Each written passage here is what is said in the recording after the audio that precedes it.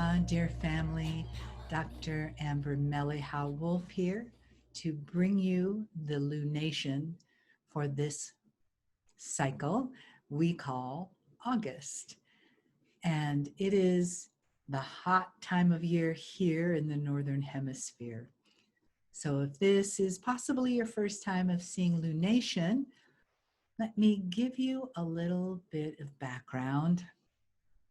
Lunation came to me as a sacred assignment from the Lemurian Star Mothers, the Pleiadian Star Mothers. And I said yes, as I do so often, always, to my sacred assignments. The Star Mothers wanted me to bring an awareness of the cycle of the moon. And they wanted me to start on the full moon and to bring it through one full cycle, which is 13 moons, 13 full moons. And that is how we measured time before clocks, before computers, before watches, before even sundials. Though I imagine some industrious Lemurian probably put a stick in the sand and watched the shadow travel around during the course of a sunrise to a sunset. Who knows where those first sundials came from? We are in incredibly transformational times right now. And I'm aware that perhaps every generation thinks that their time is transformational. So I won't say we've never seen anything like it on Earth. What I will say is that what the Star Mothers tell me is that for this planet, we are right on track. And of course, we have done a few things to speed it up, like we did in the harmonic convergence in 1987, and then once again in 12/21/2012, the end of the Mayan calendar, we said yes once again. So we continue to do that as we bring an expanded awareness from ourselves to the world. If you believe that you were an old soul, and I'm sure that most everyone who is connecting to these videos are, then you had a lifetime in Lemuria. And you chose to come back to this time now. You may not have remembered that, and there are probably some days where you say, what was I thinking? I know I do. But I know that we are here as a collective consciousness of specific old souls that were in Lemuria to help literally be the change in the world. So part of that change, from my perspective, is tuning into the cycles of nature. We have tuned that out. I was having a conversation this morning with a friend talking about how when you're in Hawaii, actually Hawaii, or somewhere there where there's a beach and ocean, everybody just kind of slows down. But we don't have that in our square boxes that we live inside. You know, we have our shoes on, we have different sounds that are not the ocean or the birds or whatever it is. And so we have removed ourselves greatly from the natural cycles of life. And when we give that up, we give up a part of our peace. A piece of our peace. So when we pay more attention to the cycles of the moon, we can bring that peace back inside. And as we do that, it's much easier to operate from that place than it is from a place of, oh my God, what am I going to do next? And this is happening and that's happening. Because in case you haven't noticed or you forget, certainly that happens to me, that stuff is always happening in the world, always. something is always out there going on that can affect the way that we feel or the way that we react to it. So the more we can come to that place of connecting with something, and in this case, it's the moon cycle, and the more we come inside, the less we are affected by what goes on outside. So this cycle of the moon is unique in that it is, of course, really the beginning of the end of summer. This is the full moon of summer. And, you know, people are harvesting, they've been harvesting, and they start thinking in some climates about storage. If we lived in a natural world and things had to be stored, canned or put in a root cellar or things like that, they're planning ahead. And you've probably noticed wherever you are that the daylight hours are shifting too.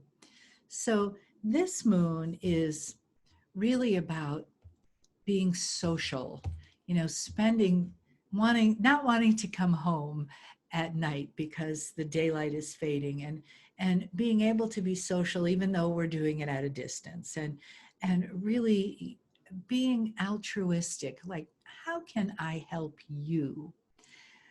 In astronomy and astrology, the moon is in the sign of Aquarius, which is, of course, about this new age.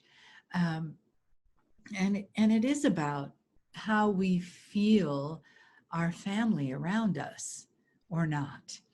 And, you know, we've not had an easy time with that in the times of quarantine. And perhaps you found other family that you might not have had if it wasn't for this time of quarantine. And perhaps you've learned other skills in this time of inner focus.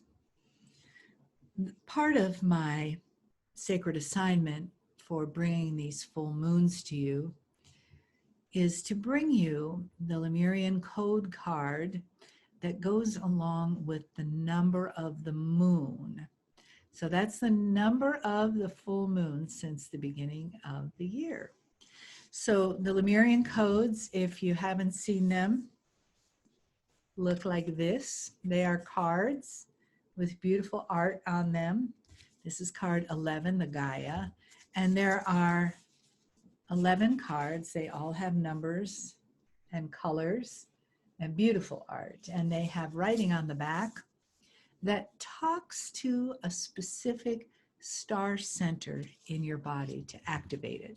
So there's a system for that. And that lives on this little booklet or my website. But the directive of the Star Mothers was to use the card of the month, the number card of the month, that we are in our calendar. So we're in the 8th month, just. And so I'm using Star Center 8, which looks like this. And you will see a big picture of it right behind me in a moment. Now, this Star Center is above our head. And when I read to you what's on the back, you'll understand it a little better. So let me do that. And why don't you just close your eyes for a moment, come into a little meditative time, just soften your body and relax. And we invite the Star Mothers to be around us as I read their words. As collaborators in this great experiment, and through your Akashic agreement with the Star Mothers, they enter and encode you for reawakening your DNA. Your portal to the Star Mothers perpetually hovers above you in an eternal etheric fiber of illumination. You are continuously and divinely suffused with the attributes of love, grace, honor, inspiration, guidance, encouragement, and compassion. Star Center 8. So once again, just close your eyes for a moment and take a breath. And with your eyes closed, just let me go over this a little more.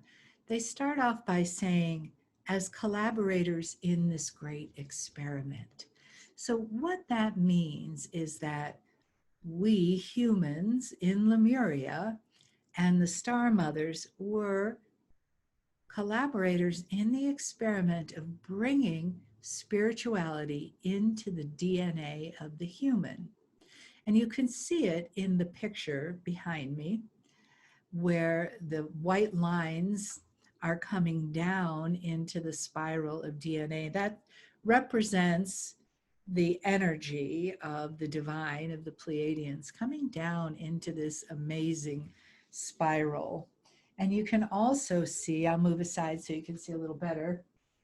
You can see where the humans are all the way around the edges. There are 4. And then right in the center is the flower of life. So this art represents what the experiment was. It was the Pleiadians coming into our DNA to make a change. And we said yes to that. We said, let's get this upgrade, or some such words as that. Now, the Star Mothers go on to say your portal to the Star Mothers perpetually hovers above you. So that's that area above our heads, that 8th star center. So we have 8 for 8. In an eternal etheric fiber of illumination. So there's always eternal, right? So it is the eternal light that always is above us. And that we're continuously and divinely suffused with these attributes and many more. Because that's what the Star Mothers are here to do for us, is to give us that divine intervention that allowed us in Lemuria, and again now, to live as divine humans, human divine. So they would like to say something about this. They're asking me to ask you to please come into a meditative awareness and just breathing your breath a little softer, a little more deeply, a little slower, a little fuller, just allowing your connection, your connection to your breath. And let that soften you and open you in a way and into a place that is divine, that does allow for more than just simply living on the earth. Take a breath.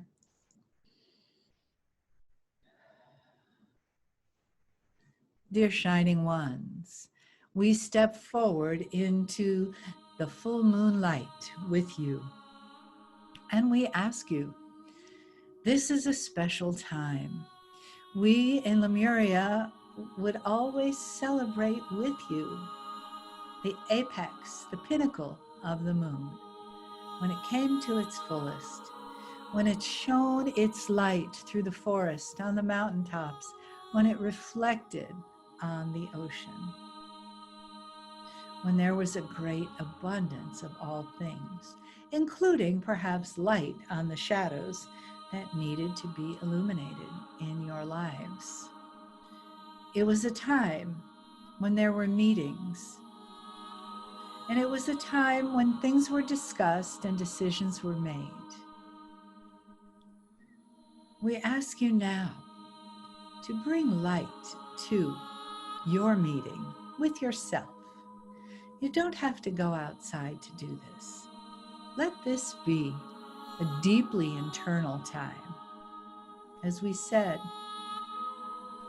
we are connected to you through these eternal etheric fibers. So let us go into where those fibers are, into the DNA, into a place inside of you that is divine, that is the perfect place for you to recognize who you are as this dual being, that it is not something you switch on and off when you feel like it, but rather something that you remember more and more so that you can live it more and more. That's the plan. That has always been the plan. That was the plan 50,000, 200,000 years ago when we first came into the planet. Yes, activation. That was why we were here. Activation, reawakening, creating an incarnation that was unique to humankind, and still is, isn't it? There has not been another Lemuria. Yet. And when there is, it will not be in the same place as it was. Yes, we are already planning, but in your time frame, many lives will have passed before that happens. And many other people will be bringing our voices through them. But know this, you will be back. And it may not be on this planet, but you will be back. The light that we shine through you makes sure that our children will always be with us. We are like parents and like shepherds. You are our children and our beloveds. You are our flock.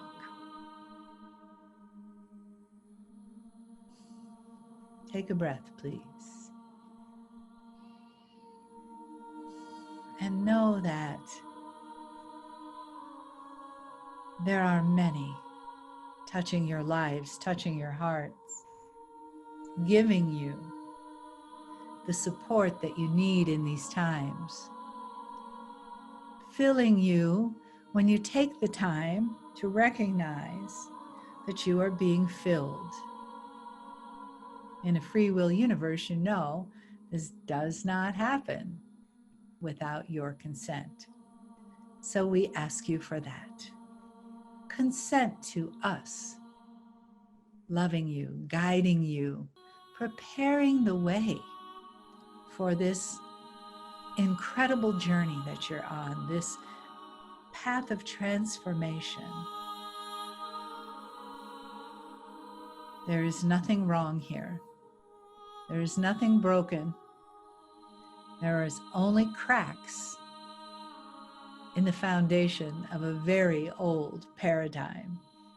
And those cracks will make that foundation fall away, where a new foundation of light and awareness of the divine is already being built.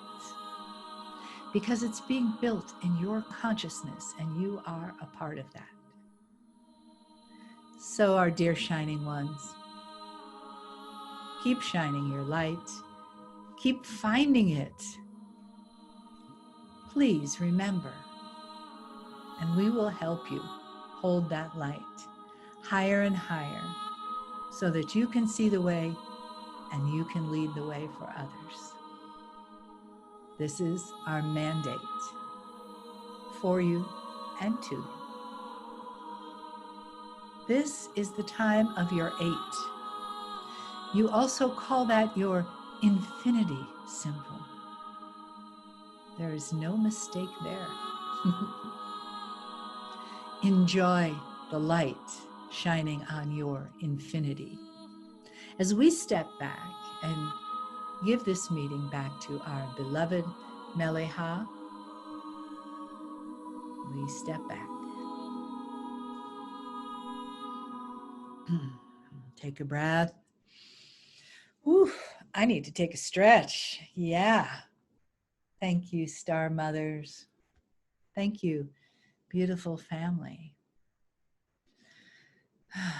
This truly is a time of transformation. Yeah. And we're not broken. We never were. We're just transforming. Sometimes it's not pretty, but it's a little like giving birth, I think, you know?